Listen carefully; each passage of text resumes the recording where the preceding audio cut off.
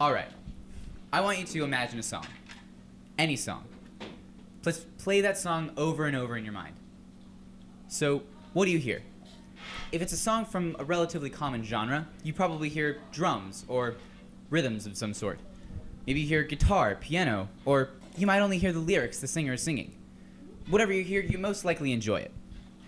What if you could do that? What if, instead of wasting time on random non-core classes you're probably just taking to fill up your schedule, you could jam out on guitar or serenade your high school sweetheart on piano?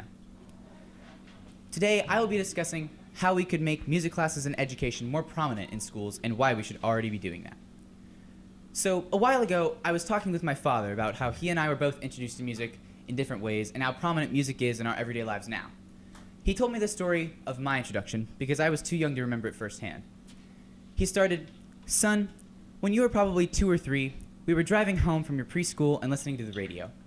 When we got home, I went to the living room and to sit and read, and you ran off somewhere else in the house. I didn't think too much of it. But later, I heard some tinkering coming from the piano, and then I listened, and I realized it was the melody of the song we listened to in the car on the way home. You had picked it out note for note, and I was amazed. And I asked him what song it was, and he said, 'Not an effing clue.' After he heard me tinkering on the piano, he decided to get me some piano lessons from a man named Mr. Keith Woodward. And I will never forget that man, whose handwriting was so bad, I misread about everything he wrote. Fun fact, his birthday was on February 29th, so technically he was 14 when he was teaching me. Anyway, I used that knowledge of the keys on the piano to create this. My first ever musical piece. Oh, wait. That's it. Anyway, not much, but we need to start from somewhere, right? So, yeah. He always encouraged me to keep creating my own work, so I did. I started from this, and I promise my writing has improved since I was 6. However, my father was introduced to music a lot differently than I was. His mother, my grandmother, was very adamant that he take classical piano lessons. And I took a couple of piano lessons as well, but the lessons he described were almost brutal. He described as where my teacher would slap a ruler against my hand when I got a note wrong, or where I would have to play the same piece of music 100 times until I got it perfectly played. And to my surprise, he ended up in several bands later in his life, which is weird because music still retained that charm that allowed him to live through the lessons of his youth. However, music is a side note to most other projects in his life because he's a doctor, so work is important, and he's a father, so his kids are important, which I appreciate. So he's told me that music is only something he can do in his free time or when he's with his band. And I think that's just wrong, because I feel like music is something that everyone should be able to do anytime. And I say do music because people do music differently. Sometimes they listen, or sometimes they play. It should just be an enjoyable experience, you know? Like anything else in life. So, think back to the song you were playing in your head earlier. How did it make you feel? Probably happy, right? I mean, if it's your favorite song, it probably made you happy. But even if it didn't, there are tons of songs out there that are meant to convey happiness to the listener. This happiness is, of course, felt differently in each listener, but is happiness nonetheless.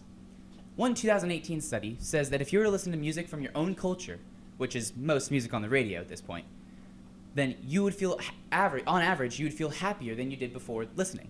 And I think that's amazing. Listening to one song, taking the time to listen to just one song, can make you feel happier. And the same study showed that the more knowledge or skill in music that you have, the happier the song will make you. And who wouldn't want that?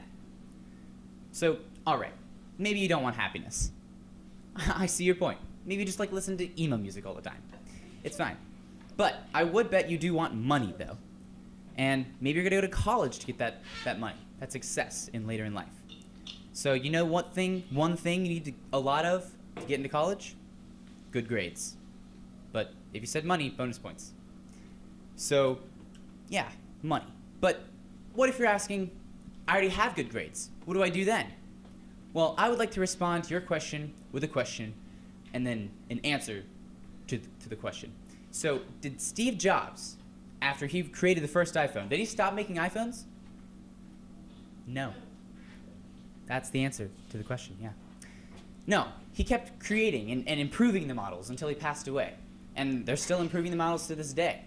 And that's what you can do with your grades if you keep improving them. So, would you believe me if I told you that learning to play piano would make you an instant chick magnet? No? You wouldn't? Well, I actually don't have any experience to back this up. But, you should believe me when I say learning to play piano can make you better academically. Because it can. Especially in your math classes. Because music and math go hand in hand.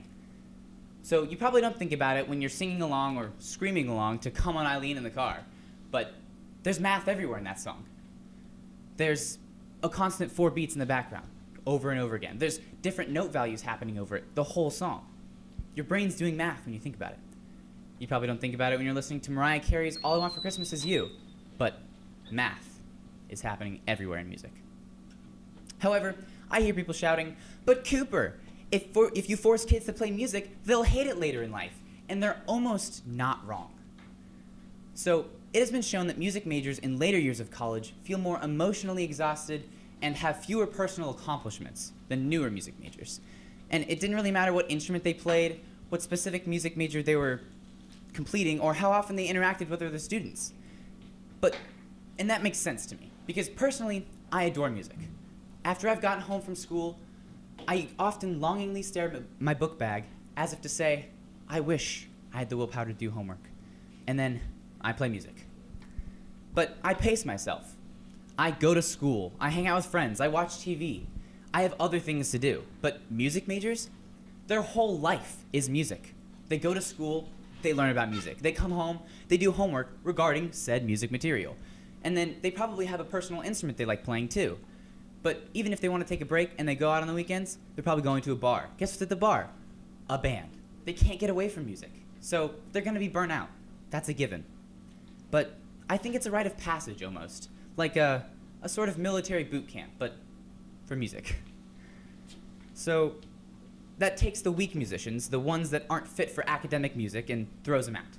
And that's not to say weak musicians are untalented or even less passionate. Sometimes music school isn't for everyone. And that brings me to my point. I'm not saying we should replace every single non-core class with a music class. That would be awful. I'm saying music is amazing, and I think everyone needs to know that. I propose that we require 2 or 3 music-specific fine arts classes to graduate from elementary, middle, and high school.